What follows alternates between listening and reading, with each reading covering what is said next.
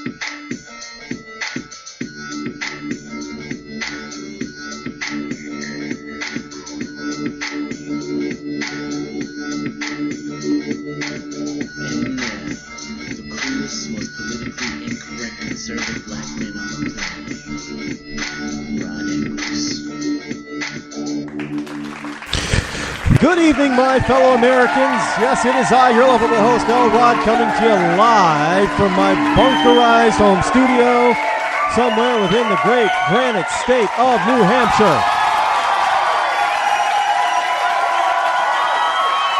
It is Hump Day, Wednesday, March the 6th in the year of our Lord 2013.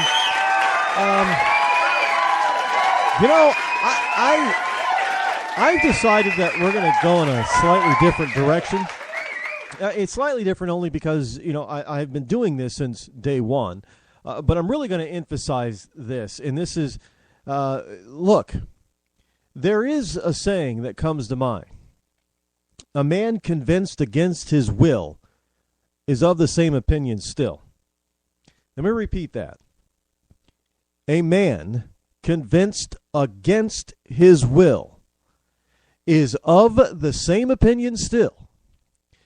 And what that means is that you can bash somebody, and constantly be on them and berate them until they just want you to shut up and leave them alone so they'll agree with you.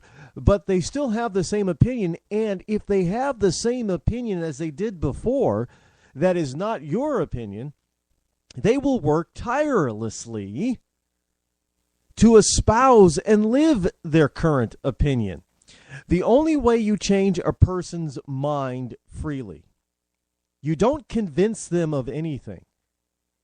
You educate them, you teach them, and you let them convince themselves. Now, let's face it. None of you liberals, nor conservatives, but especially none of you liberals out there, you did not just all of a sudden wake up and go to college and be a liberal.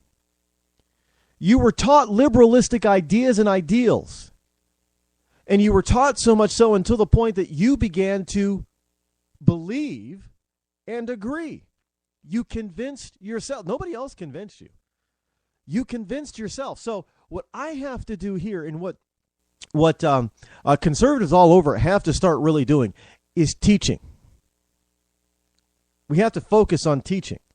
Now, I fully understand that even when you teach the facts, you're going to get huge blowback. But the difference is, I'm fireproof. I have logic, the facts, and history on my side. Plain and simple. I am bulletproof when it comes to this stuff. If I don't know something or I'm not sure about something, I'll admit it. I always have, always will. But when I do know something, oh no, neither heaven nor hell, and heaven would not even try, could move me. Because if I'm right, I'm on heaven's side. Now, we take this issue One of the issues that comes to light, and it's being discussed all over, and the Supreme Court Justice Scalia is being lambasted as being a racist, that he wants to do away with the entire Civil Rights Voting Act law. That is not even up for discussion at the Supreme Court. What is up for discussion is a small part of it called Section 5. What that section says basically is that the states that are covered by it, and most people do not realize or understand that not all states are covered by this. That's right. We had 50 states when this law was enacted back in the 60s. 50. However, not all 50 states are encumbered by this section. This section unfairly, or fairly, whoever you may look at, singled out certain states. These states were supposedly had a history, and some of them did, had a history of trying to prevent blacks and other minorities from voting. Thus, in order for them to change even the smallest detail of their election laws or rules, it has to go through the Justice Department at the federal government for approval. Now, that process could take a long time, especially during a hotly contested political year. So, for instance, if you want to start asking people to show identification, even ID that they can get for free, well, other states can do it right away. But these particular states, they have to go through the Justice Department. And if the Justice Department happens to be of an administration that is against voter ID, they can stall. Now, granted, they could even deny it first, but then it will go to court, and the court will just say, well, if it's legal for other states, why not this state? So, but that takes time. So what the whole point was is these states that are covered by Section 5 have asked the federal courts to eliminate Section 5. Now, you also have to understand that this particular law was not meant to stand forever. It has been renewed every time the entire law has come up in a vote in Congress. So it's not like it was issued in the 60s and it still continues today. No, it has a sunset clause, and it has to be renewed.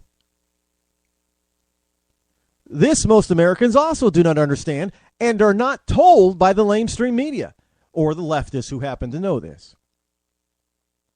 So Scalia, and I know that they're putting Scalia, Justice Scalia, on the same platform as the racist Democrats who blocked civil rights for 100 years.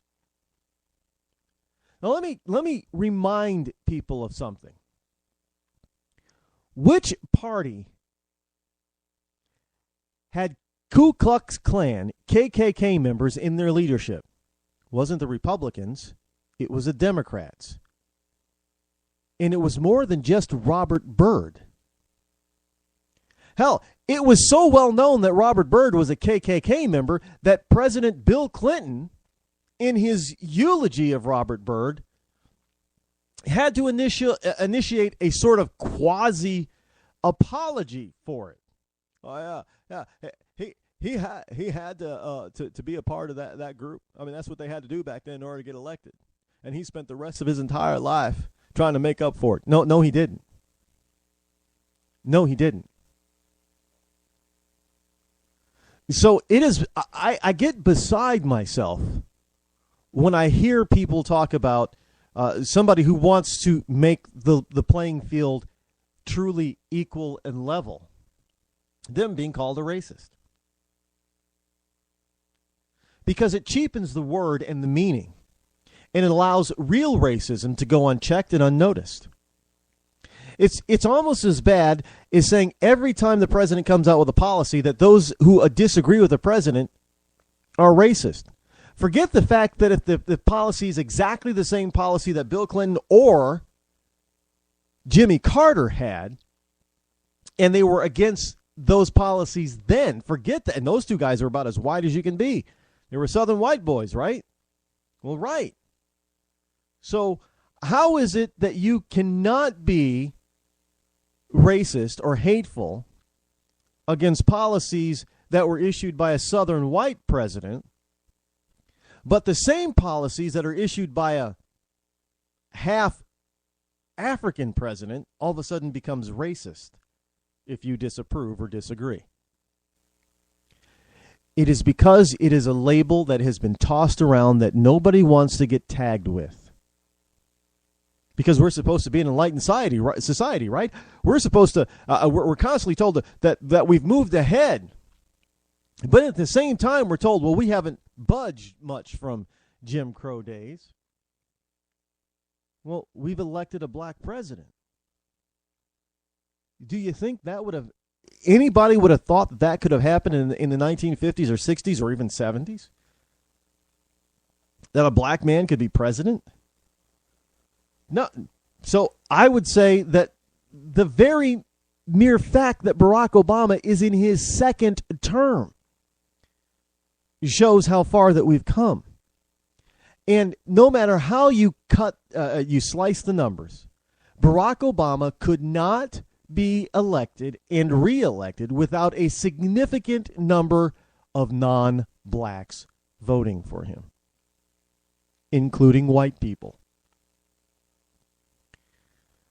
Now, we have to understand this. We have to know this because we have some sort of selective amnesia, and we forget about this when it comes time to talk about and debate this kind of stuff, especially with liberals. They have a really selective memory. I know that they often try to twist the facts, and here's one way they do it. Well, Rod, conservatives in Europe, they're not like the conservatives here. Conservatives in Europe, they want more government and stuff. Liberals in Europe, they're the ones that want more freedom. Well, I don't care what you call it. We know that for some reason, that between Abraham Lincoln's Republicans and today's Republicans, the term conservative and liberal got flipped. I do believe it was during World War II that the terms got flipped. Now, you also have to notice liberals are the ones that don't like to be called liberal. Well, I thought they wanted more freedom, and shouldn't liberalism be for more freedom? No, they want to be called progressive now.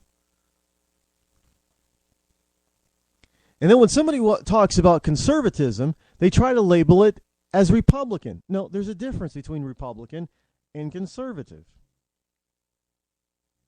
Now, I have been, a full disclosure, I am a registered Republican simply because there's really no other standard way to register within my state. On the conservative, I don't think that there's a conservative party that I can register as here in this state. But so I'm registered as a Republican, but I am a constitutional conservative. I believe in the law of the land, which is the Constitution. I also know, well, Rod, Constitution says that you're only 3/5 a man.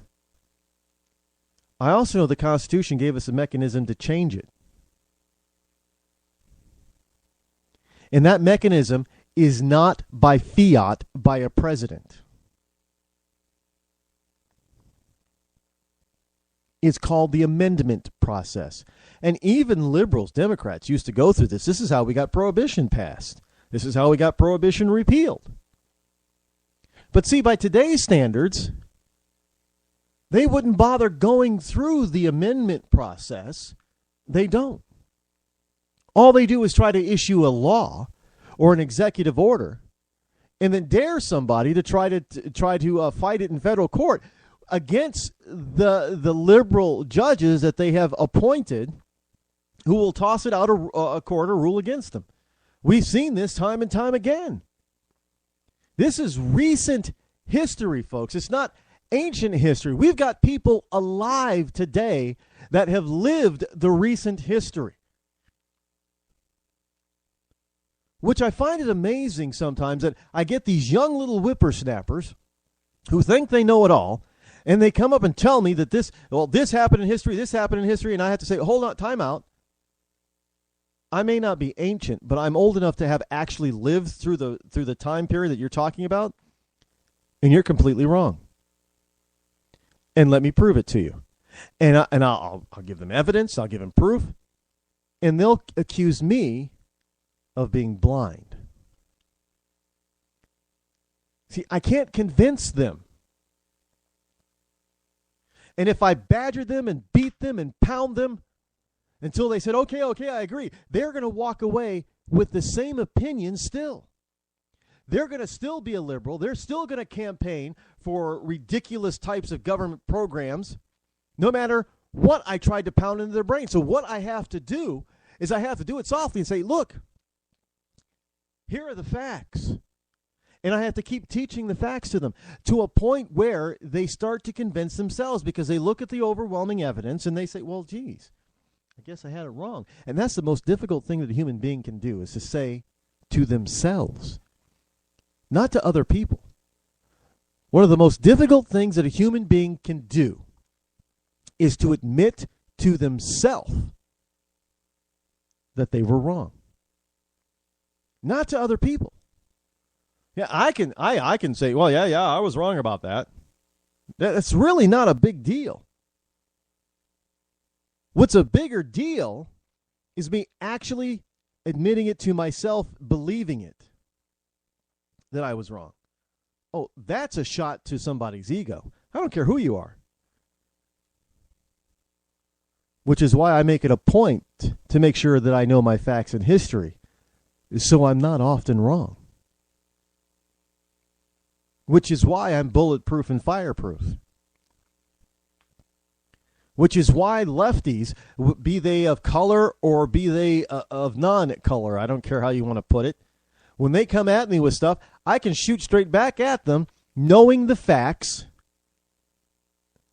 and prove factually that they're wrong. Even if they don't admit it, even if they want to continue on their touchy-feely little rant, it's no big deal. Because I have rarely had an incident where somebody tried to prove me wrong based on the facts. Doesn't happen. And the reason why it doesn't happen is because they're off in La La Land, in dream world, wishing the world was this utopia that it's never going to be. Understand this. No matter how hard we try, even if we all come together 100% and agree, man cannot create a utopia. It's not humanly possible. I know we like to look at Star Trek and certain other science fiction films and TV shows, and we see this pleasant, wonderful, everybody getting along, totally peace, no war type of civilization. And then the picture or the program gets deeper, the book gets deeper and deeper, and we go further and further and find out that there's all kinds of stuff that's far from utopia. But that stuff that's non-utopian contributes to the utopia feeling that people have. Logan's Run. Anybody remember that from the 70s? Oh, yeah, it was a euphoric, utopia type of society. If you were under the age of 30. Once you hit 30, you were what? Euthanized. And they were told and they were taught that you would be reincarnated. You'd become this young person. So you have this perpetual youth culture, this perpetual youth civilization, nobody over the age of 30. So there is no wisdom beyond the age of 30. So everybody there is maxes out at 30. And on your 30th birthday, you are euthanized. You are murdered because you believe that you will be reincarnated. And that you will come back being born as another young citizen of that utopia. And then if you challenge that utopia, well, they had the equivalent of cops that would track you down and euthanize you. So you didn't have a choice. But we had a utopia society. but you didn't have a choice to live past the age of 30. You were called a runner. They would track you down and kill you. Man cannot create a true utopian society. It is not humanly possible. We are always going to have some form of racism. Always. Always. You cannot legislate it out. You cannot demand it out. You cannot do anything to get rid of it. It is always, always going to be there. Since the days of the Tower of Babel, there has been racism. It's always going to be here. We're always going until the day that we all speak the exact same language, and we all look the same with the same hair type, same skin tone, same eye color. That is the only time racism will disappear, because then nobody will be different. Well, I take that back, because there'll still be racism, because even though everybody looks the same, and we see this in places like England and Europe and Asia, there will still be racism, because you might have been born on the wrong side of the tracks. You're a low-class person or citizen. And the other guy, he's an upper class. You can't mingle or mix, and don't you dare look at them if you're low class. Oh, you don't deserve it. That form of racism also exists. And even if we are to become one colored people again, as we were back in the biblical days, and no, we were not white, then we will still have different forms of racism. It will always be with mankind, simply because of the nature and who man is. So this whole notion that you're going to achieve a utopia someday is not only misguided, it's just plain dumb. Now, that doesn't mean that we can't strive to have a better society or a more equal society. Absolutely not. But let me tell you something. Government cannot foster equality. It cannot force equality. We've seen that time and time again. Because government in and of itself is all about inequality. Nazism, communism, Marxism, the only liberalism, the only type of government that mankind can invent that is the least racist is that which our founding fathers really tried to put forth in the form of a constitution, and that says and states that all men are created equal. You don't put any more little caveat. See, they made the mistake by putting in a little caveat about 3/5 human. You don't put that in there. All men are created equal. Now, you're still going to have racism, but at least it isn't going to be perpetrated and perpetuated by the government. And today we have a government that is perpetrating and perpetuating racism. And you can see it when you talk to people. And when I find it amazing that as a black man, I tell white people that say that Scalia is a racist, and I start defending Scalia and saying, well, no, this is what real racism is. I have white people telling me I'm wrong. Now think about this for a second. You have liberal whites telling a black man that he doesn't know what racism is. Now, think about that for a second. They have probably never experienced racism. They've probably never experienced somebody pointing a gun at them because they're black. But the black guy, me, I don't know what racism is. They've probably never been excluded from anything because of their skin color, but I don't know what racism is. I'm the black guy in the room. And I'm the only one. I'm standing in a room full of liberals, and white liberals, and I'm the only one that doesn't know what racism is. I find that fascinating. I find it as it is a teachable moment for me. I find that these people, liberals, are not in it for true equality because they want to perpetuate this stuff so they can get their agenda through. Because if they were really staunch, I also find it kind of amazing that you get a bunch of potheads out there that think that their side of the political aisle is on the left, when reality is that if they really wanted to be potheads and wanted pot legalized, they wouldn't be on the left. They'd be on the right and in bed with the constitutionalists and the libertarians. But no. The constitutionalists and the libertarians are on the right. So they're the bad guys. They're evil, mean, and they just want to take your freedom away. When it's really the liberals that come up with law after law after law after law that limits your liberty.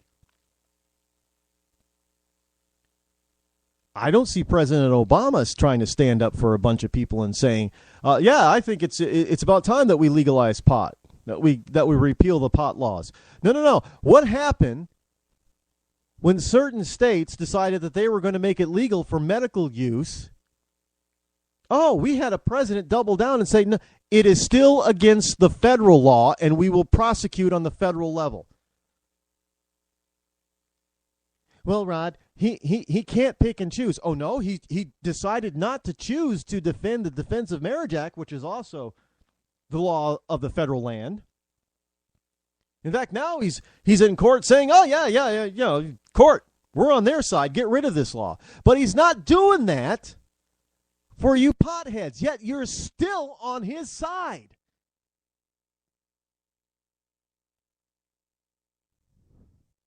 Now, I don't know exactly the reason for that kind of stuff other than that you are so indoctrinated and you think that you're free thinkers, and you're not. You're so indoctrinated that you cannot for an instant see that your side is wrong and that the other side is probably right, and that they stand more for what you believe in than you are giving them credit for. At least they stand for more of what you believe in than the so-called left.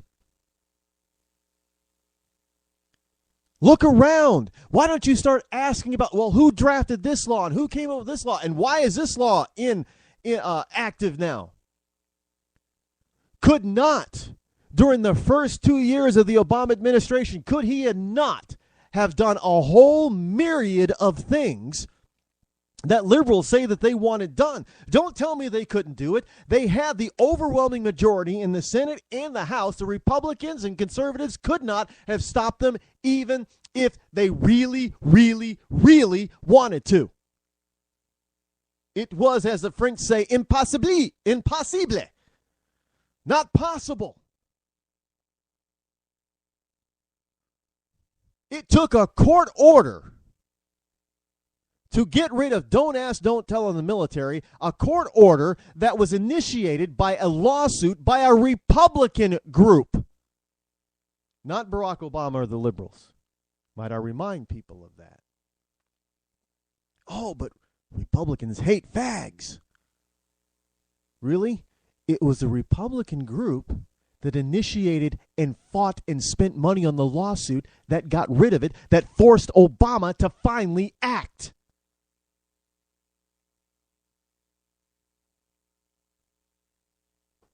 But then you go around and you see all sorts of literature and liberals talking down to Republicans and gay Republicans and calling them the equivalent of Uncle Toms and sellouts and all kinds of stuff. Well, if it wasn't for them, we would still have don't ask, don't tell, which, by the way, don't ask, don't tell was put into place by a Republican? No, a Democrat.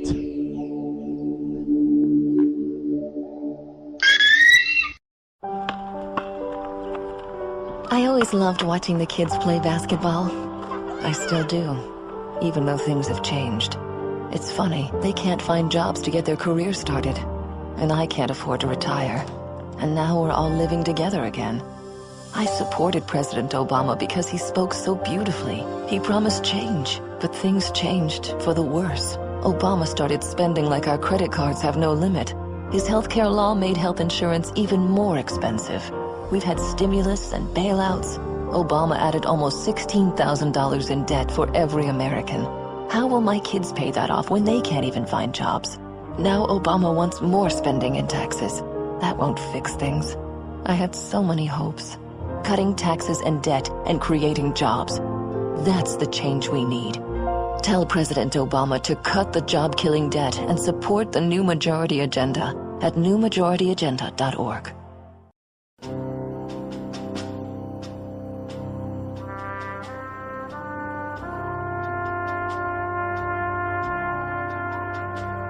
From Iraq and Afghanistan,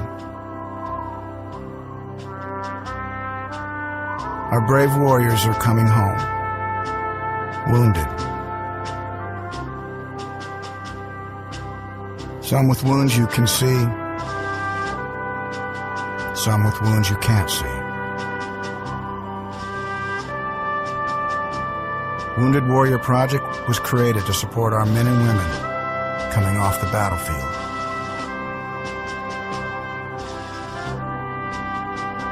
Please help carry these warriors the rest of the way home. Get involved at woundedwarriorproject.org.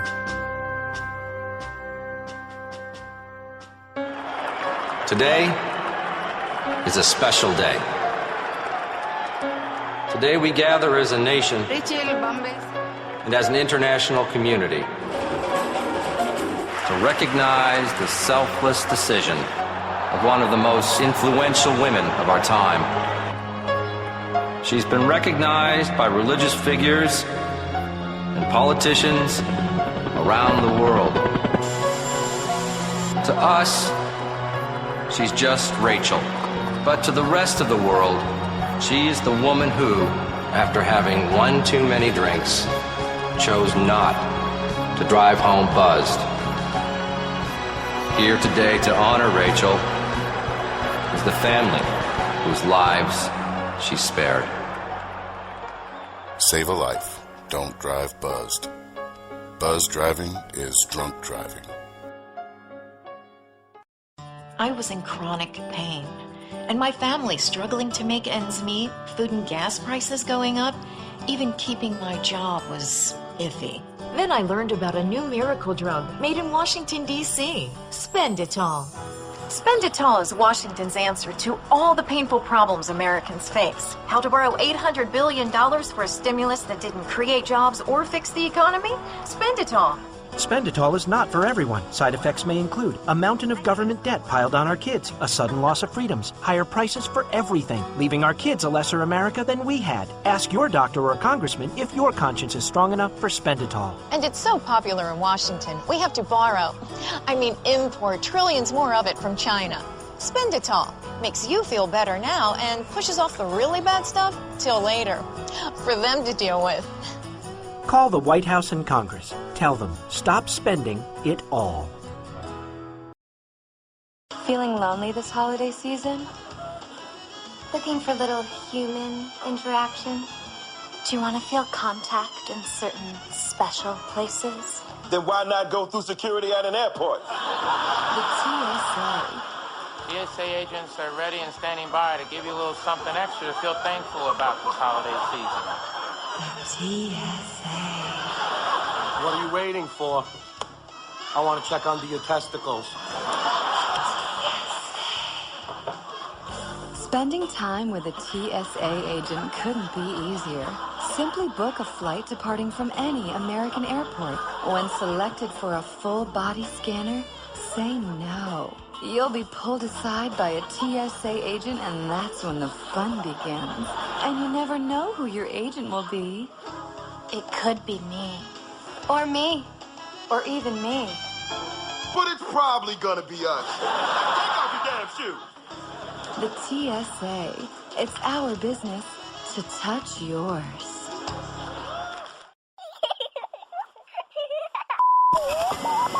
Welcome to the Bureau of Womanhood Conformity. Independent thoughts are considered subversive because all must agree with our leader. When it comes to women, preventative care should include coverage of contraceptive services such as birth control. You see, if you don't believe government should pay for your birth control, you're not a real woman.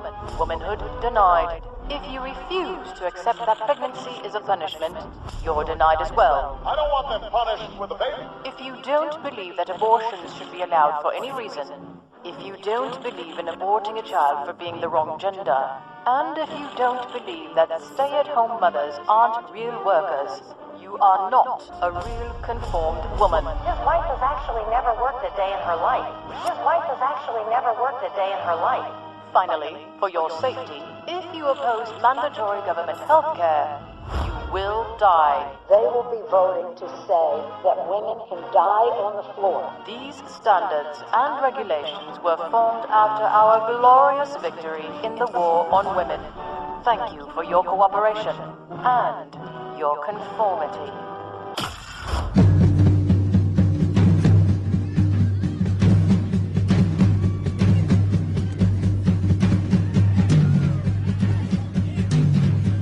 You're listening to The Rod Eccles Show.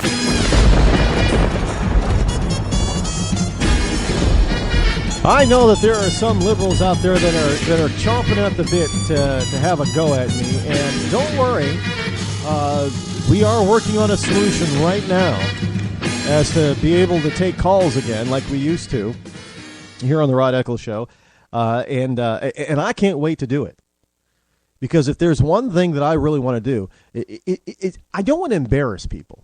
That is not my intent. But I want to prove to them that they are so wrong, that they have no choice simply because they're a human being. They have no choice but to rethink their position. That's what I want. And if by process they get embarrassed, it has nothing to do with me. They embarrass themselves. I don't embarrass people. I don't think you should really, unless you have a vendetta against someone, if you're just trying to teach them and trying to explain to them and school them on your way of thinking or your ideas or ideals, you don't embarrass them, not on purpose. Because they'll close off anything that you have to say because they'll just remember you as embarrassing them, and they won't remember what you try to teach them. But if they embarrass themselves, it's a different story. Because, well, sure, I know for the liberal mindset, they'll probably try to blame it on somebody else, but that's outwardly. Most people, if they're trying to be honest with themselves, they were outwardly blame somebody else or blame me, but inwardly, which really counts, if they really were trying to be honest with themselves, they would have to come to grips and say, geez, it was really me. It happens. It happens a lot. This is how we get people who switch from a liberal mindset to more of a conservative mindset. It's not because they were pounded into believing that, especially in college. It's simply because they were taught the truth. They were taught the facts. They had to review the facts. They kept seeing the facts. They kept hearing the truth. And then at some point, they realized that they could not refute what people were saying to them.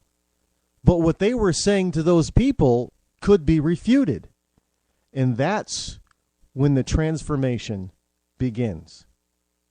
When a person starts to understand and see that everything that they're saying is being refuted and rebutted and proven wrong by facts and history, and they cannot respond in kind, well, a normal human being who isn't so full of themselves and doesn't have an ulterior motive is going to come to grips with that and start changing their thinking.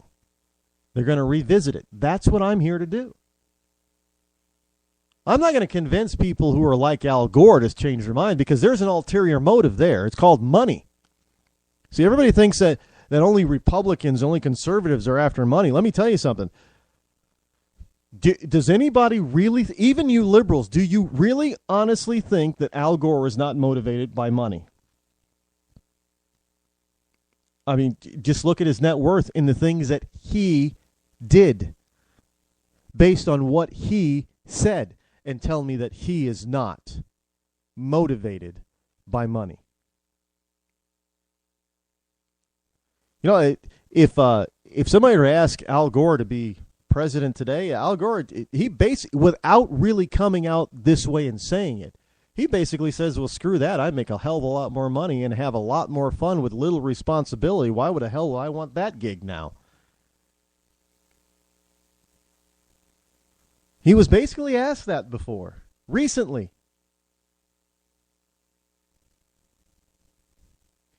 And that was his basic answer. I don't need that gig. I'm having too much fun with little responsibility by telling you yahoos a bunch of lies. I'm making a mint.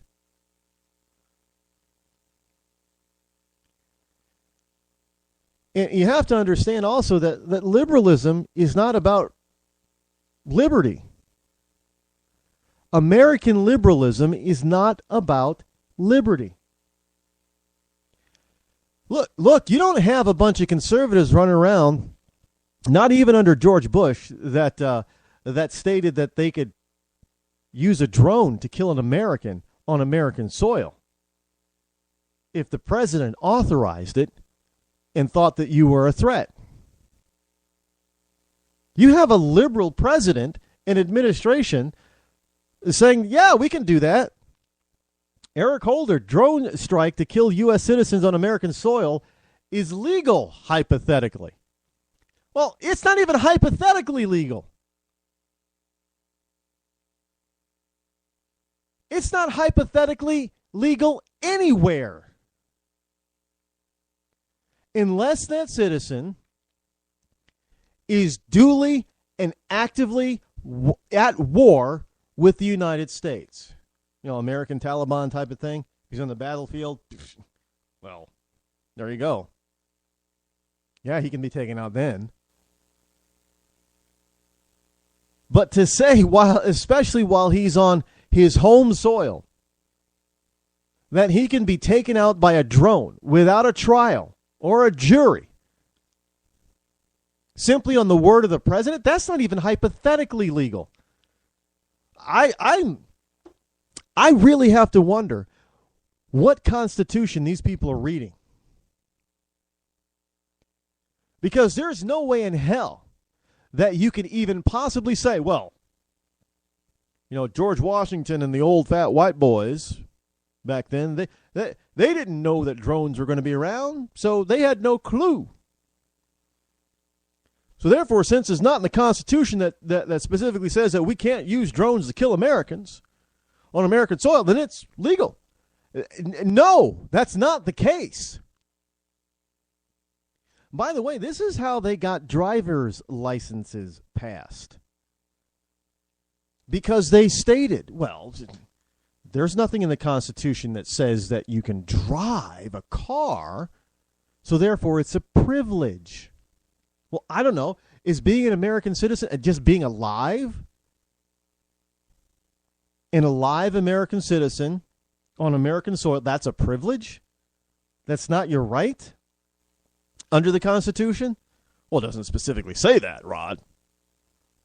Well, look, of course it's not going to specifically say that you have a right to drive. Because cars were not even thought of back then. Look, the whole point was in the Constitution is they were not trying to issue a specific right to every freaking thing that we could possibly do.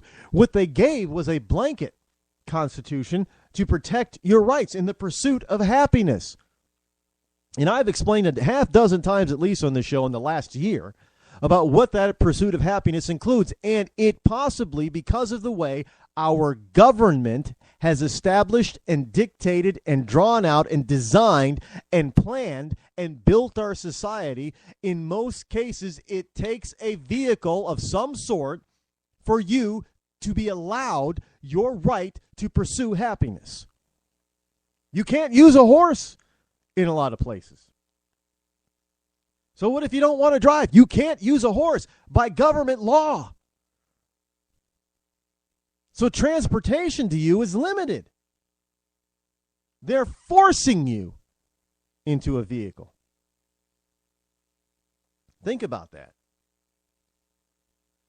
Now, trust me, I am not for a horse and buggies out on the thoroughfares, highways, with cars doing 55 to 65, 70 miles an hour. Now, that's not what I'm saying.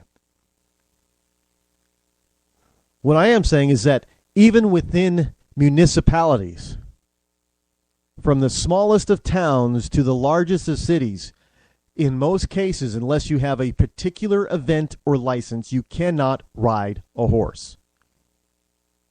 So you don't want a car.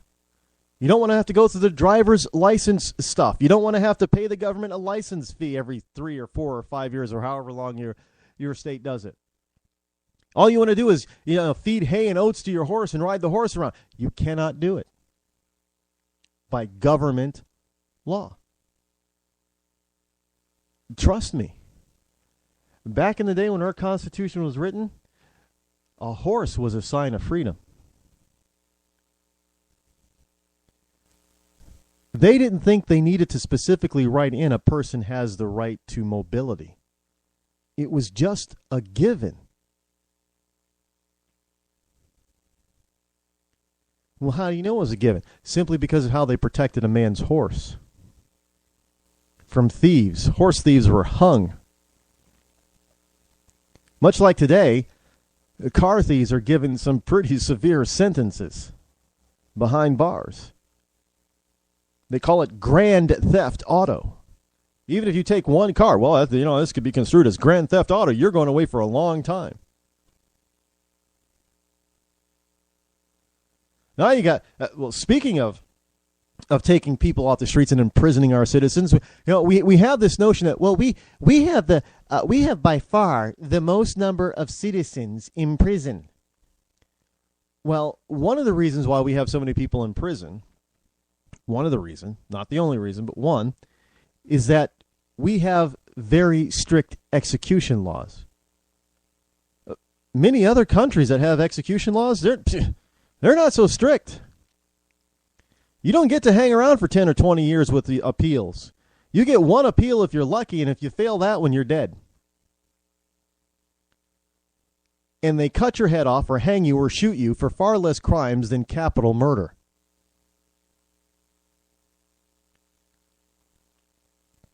The other reason, another reason is that most other countries that have low prison rates, they don't imprison their citizens for small, stupid things like smoking pot. And now there's a new law that they want to pass, that if you were caught with a gun, an illegal gun, no matter how you got it, if you didn't register it properly, however they want to construe that your gun is illegal. If you're in possession with an illegal gun, the law that they want to pass states that you will go to prison for 20 years. You're not a criminal. You didn't use it in criminal activity. But they checked up on you for whatever reason and found out that you had a gun that you did not legally possess. So bye-bye for 20 years. Now, who's putting forth that law? Conservatives? No. Liberals.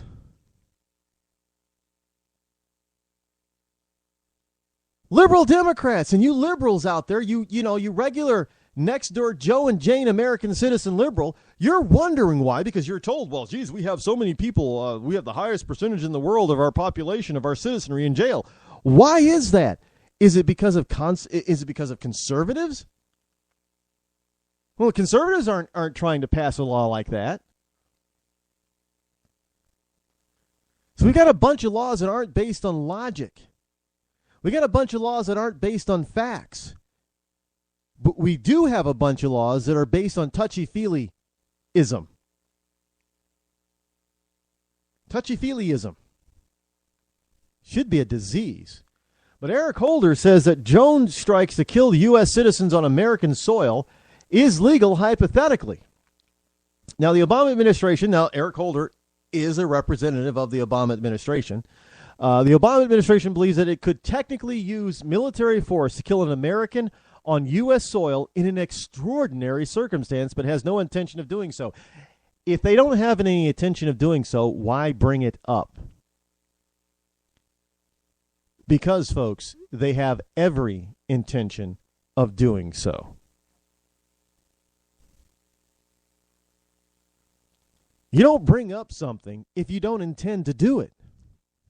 You don't bring up something like this if you don't intend at some point in the future to be able to utilize that power. Well, we don't have any intention of it, but we could if we wanted to. Well, then you don't even bother bringing it up because it's not legal. But then again, we are talking about the Obama administration that doesn't really care about what is legal or illegal, constitutional or unconstitutional. And by the way, just so people do not get confused, unconstitutional is equivalent in the same as illegal. Constitutional is the same as and the equivalent as legal. Just so you know. Now, when he was pressed by this, he says, well, no, I don't. After about a half hour or so of being pressed on the question, because he didn't want to answer the question, he finally says, well, no, I don't believe in it. BS, because he wrote the memo that says he does believe it. And I know one of the arguments that people are going to come back, if I use that, they're going to come back and say, no, well, he said that he didn't believe it. Then why did he write it? If he didn't believe it, he would have wrote that. But he did and does believe it. That's why he wrote it.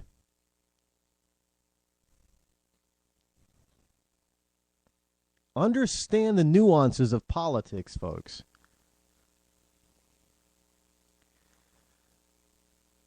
The ACLU, speaking of military stuff, the ACLU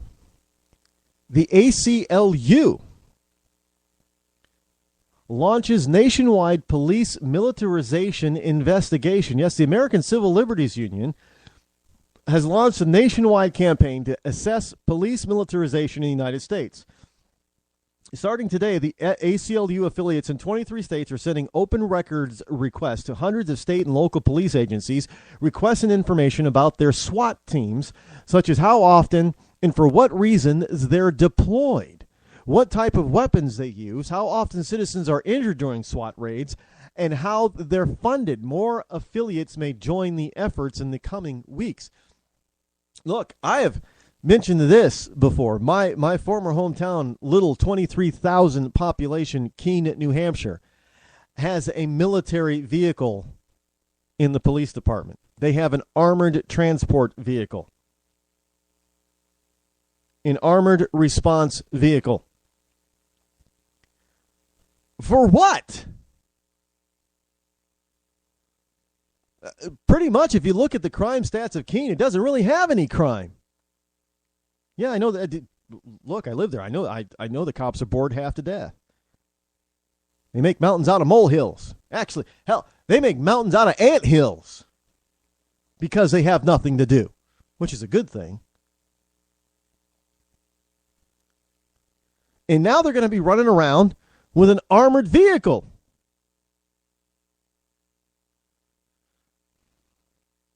Additionally, the affiliates will ask for information about drones, GPS tracking devices, how much military equipment the police agency, GPS.